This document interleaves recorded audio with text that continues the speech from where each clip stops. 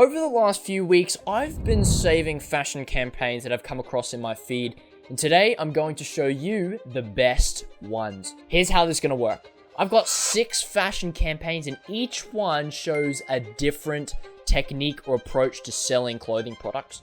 We're going to watch each film, analyze it, and break down the technique that they're using so you can apply it too. If you're new to this channel, I'm Elijah, a fashion videographer turned content strategist, and I create videos on the internet helping clothing brands build communities of loyal customers. So if that interests you, hit subscribe and follow along. Now, let's get into the first video and the first technique.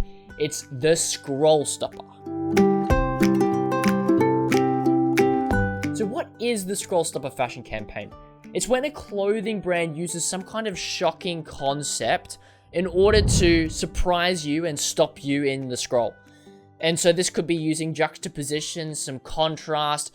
There's some kind of expectation that's broken in the process, and it's very similar to guerrilla marketing, when it's an action that's getting lots of people looking, getting lots of eyes on you and your thing. That's the point of the scroll stopper. Let's have a look at an example now from the brand Push Pull.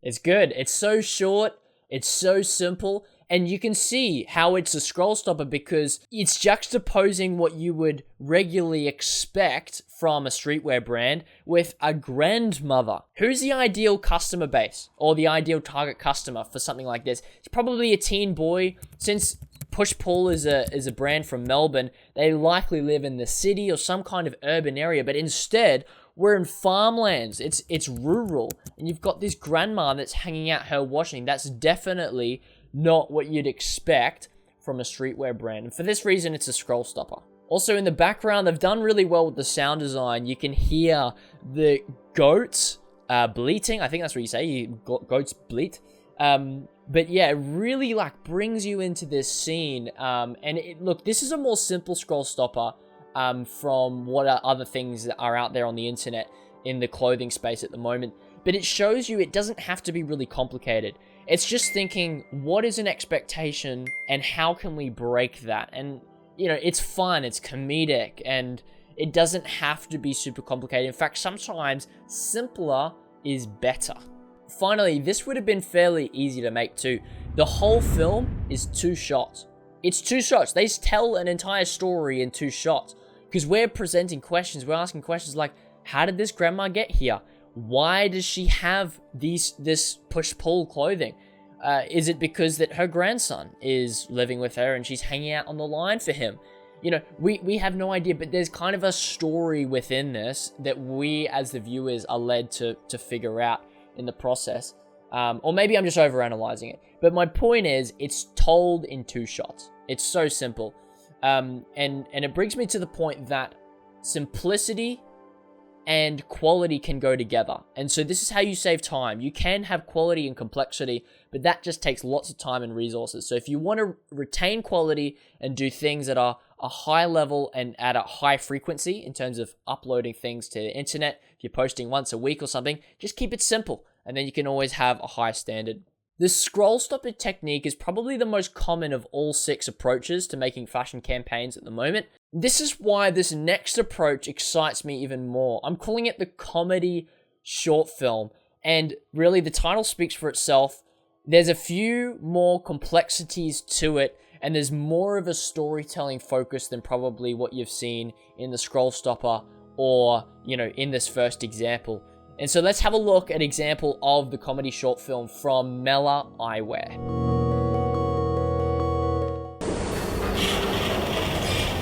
Number 603.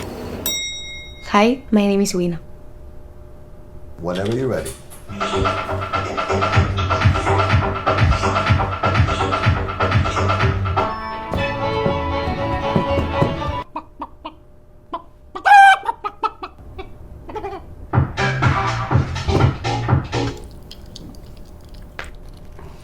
the fish in my dish, please.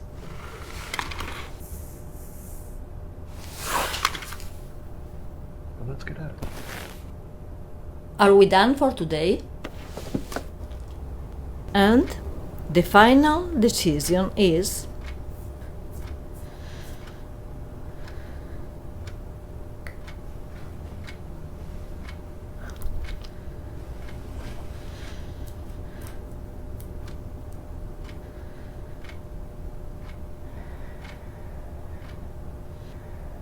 Crazy. They don't even tell you who the final decision is. Really leave you on a cliffhanger there. But you see the idea. It's a comedy short film and it's hilarious. You take a concept like, let's pick a talent or a spokesperson or mascot for our next clothing campaign and host a talent show to see who's going to be in it.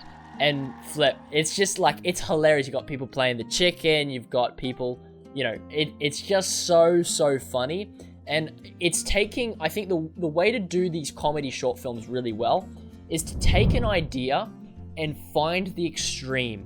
So what's really big? What's really small? What's the really out there version of this thing? And so whereas, you know, you might actually host some kind of interviews or some kind of picking process to find someone who will act in your next fashion film. Like, that's a real thing that clothing brands do. But taking that concept to an extreme is saying, all right, we're going to do a talent show, and the talents that people are coming with, they're not just acting, they're just silly, stupid stuff like pretending to be a chicken, and I can do cool stuff with my tongue, and I do roller skates.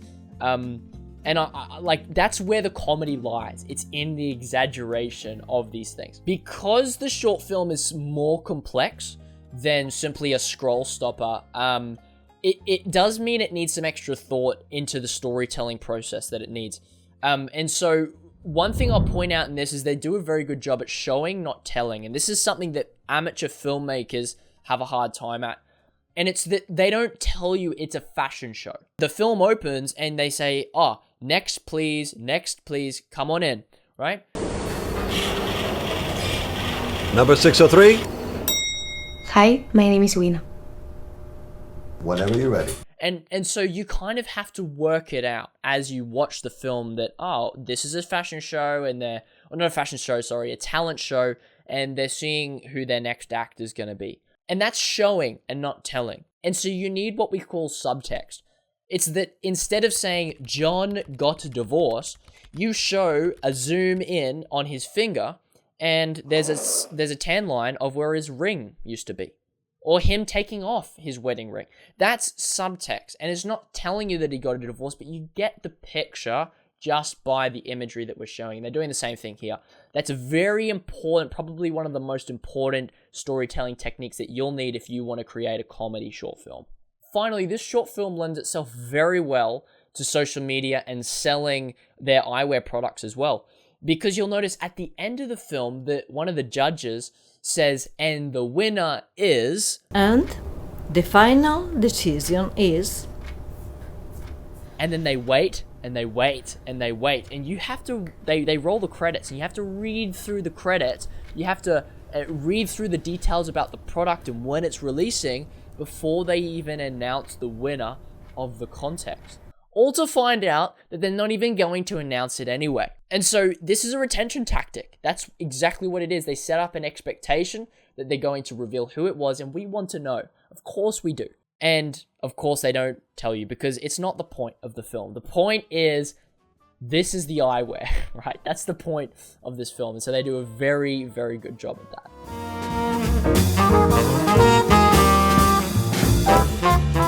Okay, we're 2 techniques down and there's still 4 more to go. This next one is called the teaser. The teaser is teasing your clothing product, whatever you're releasing. And it's a film that could be a single shot, something that could be a photograph, except it's almost as if you just press record on a photograph and you maybe add some moving elements. And it's just, it could be a one shot. It could be a one shot. So it's very simple. Let's have a look at an example from Color Plane.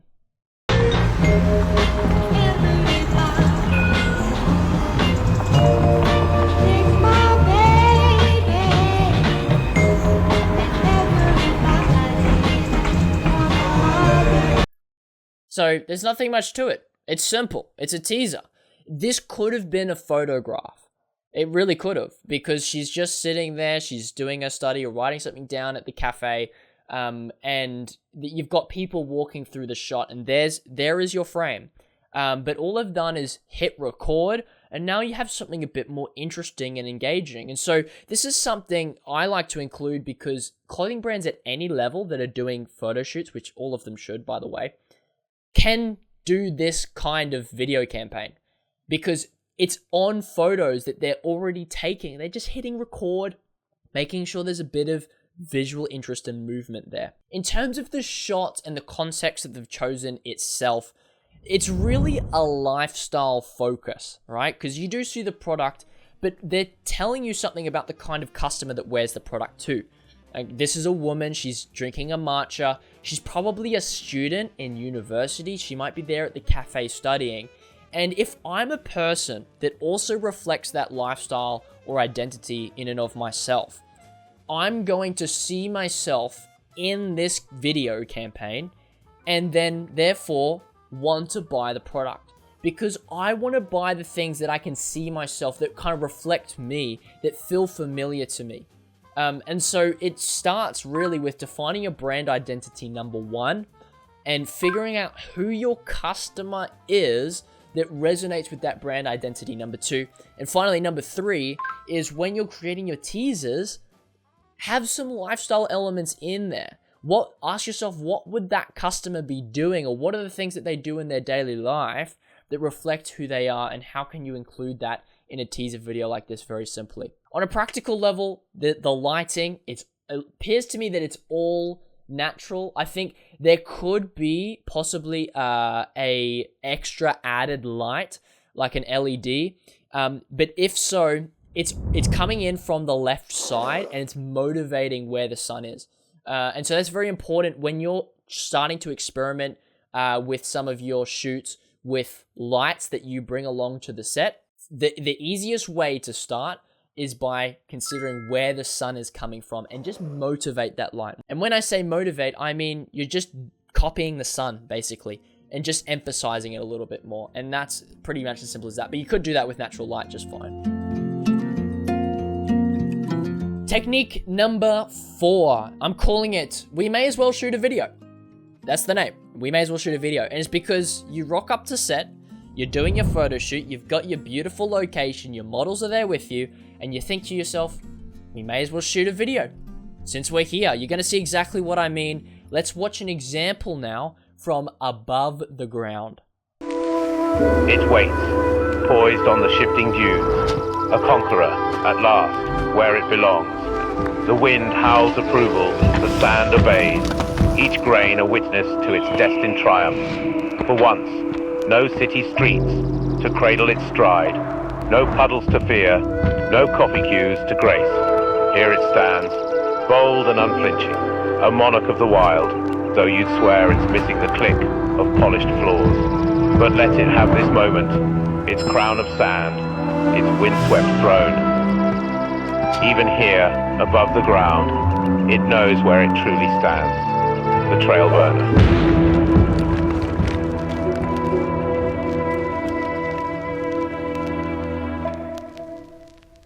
Nah. Cool. So you've got this really hardy shoe product, right? That belongs in rugged environments that probably look like the desert, at least in this brand owner's imagination. And so, of course, the location that they pick is going to be in some kind of desert region, which, by the way, is epic. And so you get there, you're doing the photo shoot with the shoes, and then you think to yourself, well, since we're here, we may as well shoot a video, and that's why I'm calling it this. And so I think you can see what I mean by that. And so they've done a really good job about this. A couple of things I want to break down within the video itself is that they're not selling the product as such, but they're selling the environment that it exists in. Even in this little poem or whatever the voiceover is, they're talking about the rugged environment where you might actually see yourself wearing this product. And so this highlights an important technique to pick up as a clothing brand owner when you're doing marketing. It's that your marketing oftentimes needs to go beyond the product. It needs to go and consider who's wearing the product, what context they're wearing the product, and more so speak to that. Because there's lots and lots and lots of products that brands that have already done the products that you're making better than you for longer than you, likely. And so that's how you get your leg up and market a different angle. Secondly, they've used the product to influence the location very heavily. And so I think they are taking a lot of style traits from a classic Western film, which is really neat here. And it elevates the shoot just beyond being in a studio. A lot of brands default to the studio shoots. But I encourage you to think outside the box. What's something that resonates with your community that's not in a studio, that's probably somewhere in the real world? And so some of the things that are complementing this style in the video are the 3:4 ratio. Western films traditionally use that aspect ratio on their films. What else? You've got the music and some of the instrumentation. There's the flutes, some of the drums. It's kind of that building a rising tension. Finally, the angles. You've got these low angles of the subject where you're looking up at them like they have some kind of status. And it's like the classic when there's a standoff, you've got the two cowboys and then you've got the low angles looking up at them. And it's quite intimidating. But it makes it really fun too. It makes and it really blends this film in with the scene. Finally, they've done a fantastic job with the SFX, the sound effects. And so they've emphasized artificially in post-production sounds like the eagles. Destined triumph. Like you hear the sand. It waits. Footsteps. To fear. No coffee cube. Birds. To cradle its stride. And the wind. Wind howls approval. So many things that just bring you into the scene. And these are the kind of finer details of the film that you're not going to notice if they're there. But if you compare them to a film where they're not, you will notice. And there is a big difference in the quality between those two films.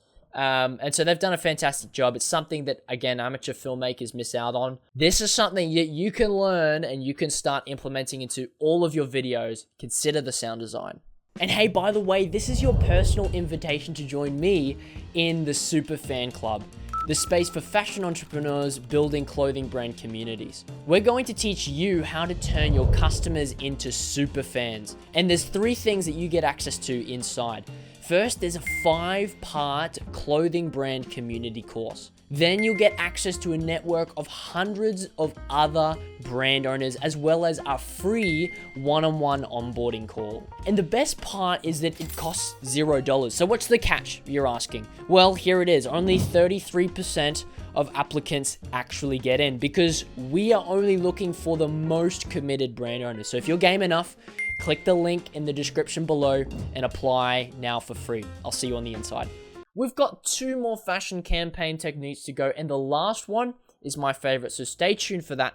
But before we get there, we're looking at curated campaigns. This is where the clothing brand takes someone else's content and makes it their own. Someone else's photograph, a video, archive footage, whatever it may be. And so let me show you an example right now. So this is a post from Patagonia, which is a brand, of course, about environmental sustainability, making the world a better place. And they are curating some photos that they didn't even take themselves. They've taken from a photographer in order to honor the life of Dr. Martin Luther King. And he, of course, was also an activist for a better world, especially in terms of equality and black rights. And so that's the common thread between the Patagonia brand and Martin Luther King. And so we can also see some images here that they've taken from volunteers that are doing cleanup efforts, that are helping kids get education, cleaning up debris from water sources. And these are the ways that Martin Luther King has had an impact, and people are outworking that still to this day, even after his death. And the craziest part of all of this is that they don't even show the product. These are suits that aren't from Patagonia. These are clothing products that aren't either. And same with these and these. And so why would they be doing this? And I think what they're doing is they're not selling the product, but they're selling the brand or the idea, the conceptual idea that people are buying into that are coming into their community. And so that flags a really important need for both product-focused content and brand-focused content. And it's that although they may not sell clothing products directly with this post, they may later down the line with the customers that come in to their brand and fall in love with what they're doing as a result of posts like this. And I think one of the other reasons why this is one of my favorite examples and techniques in all of this is because, again, any brand can do this. You're curating content, meaning that you don't need lots of resources to create a campaign around your fashion brand. You are able to post stuff when you're not dropping garments. You are able to post stuff even when you can't get together actors and videographers and gaffers and all the team needed to make these great big short films. Still, get creative and make something that aligns with your brand vision and that empowers your audience to get out there and be a part of the community and do something good for the world too. Last and certainly not least, we are looking at the final sixth approach to creating a fashion campaign, and I'm calling it behind the product. It's almost like behind the scenes, but it's a video specifically exploring behind the scenes of the creation of that product or that collection that you're releasing for that given drop. This is going to be really cool. We're going to look at an example from Active by I Love Ugly. This is their new Active section of the I Love Ugly brand. Let's watch the video now. This one feels lighter, right? Yeah, it definitely is. Me personally, I would like the black better if it wasn't that. You can like see through it, but like in a good way. It's so light, it keeps you warm. Like when if it like spits, you're not gonna get like too wet. But yeah, like even you can see now, like you can see your arms through it and like your tattoos, but still see the T underneath. Yeah, like that one gets me excited to go for a run. That one not as much. I've run those ones and they've been so good. Really? Yeah, it's so good. That's them washed as well. Wow. And like normally the annoying thing with like compression tights is they pill so quickly. Yeah. Like I mean like almost like after like one run you got a little bit of pilling just from like all the rubbing. That these ones haven't. We're instead doing like more of like an invisible zip, like the one I showed you a picture of. Because I reckon that looks real messy. Yeah, so we're doing that as an invisible zip. But what I've done is I've added in that lasering. Oh, so that's the laser dots there on like a 45-degree angle, and that's the pocket in there which was sort of kept clean, and that will have the invisible zip. So they got this running product that they're launching, and clearly there's some features of it that are different, that aren't in the running market at the moment, that they're clearly very proud of. And so what better thing to do than simply get inside the R&D process, get a videographer in and just shoot the conversations that you're having, the adjustments, the samples that come in. The process is behind the product. And this means as a customer, I'm not only getting to know the product and the people behind it, but I'm building trust with you guys. And it means I'm trusting you with my money. And this behind the product approach to creating video campaigns is an underrated one that I haven't seen enough. And it's fairly simple too, because you're filming stuff that you're already doing. You don't need any actors. At most, you just get, a videographer, at least your friend, to film this stuff. And as you can see, you can make it look really good quite simply. Just put it black and white on it, or whatever your brand colors are, just, make it pop, do a little bit of color grading, little bit of sound design, make sure you have some microphones there with you on set, clipped to everyone's shirt, and bang, there's your behind the product video. Also, it's fairly uncut. Like, there is A-roll and B-roll, right? So the A-roll is the talking head, is them actually speaking, and the B-roll is all the close-ups where they're not necessarily speaking in those shots, but they overlay the B-roll above the A-roll. And so the A-roll is totally uncut. It's just him going off and talking about what the market's doing and what they did differently with their running product. And the B-roll is showing the details that he's speaking about, the zips, the fabric, the materials. It makes for a really engaging video on an otherwise pretty raw content. Another way you can do this behind the product approach is by speaking with designers or artists that were involved in the process of making it. especially if you're doing collaborations on these kinds of things. And so like an example I give is for a skating brand, that maybe you are designing a t-shirt with a local artist that's going to do some cool spray paint designs. Great. I want to see a video of them in the studio spray painting the initial mock-ups of the design, and testing the samples, and I want to speak to them about their creative process and about what's inspiring this design. This is something you could do as a brand owner as well if you are the one that's personally designing the goods and the garments. So it doesn't just have to be about the features. It could be. It could also be about the design aspects of the product. And so there's many different ways to approach this. Thank you so much for watching this video. If it was valuable, please like and hit the subscribe button to my YouTube channel. If you really liked it, then join the Superfan Club with the link in the description. You get a free onboarding call. There's a community of hundreds of other brand owners that you get to interact with and get advice from. And plus, there is a free community marketing course inside. I'm giving away what most people are charging for, so I don't know what to say other than please join me. I can't wait to see you on the other side. And if you've got this far in the video, I want you to leave a comment below and share which marketing approach was your favorite that you're going to apply to your next fashion film. I read every single comment. Thanks very much for watching, and I'll see you for another video next week.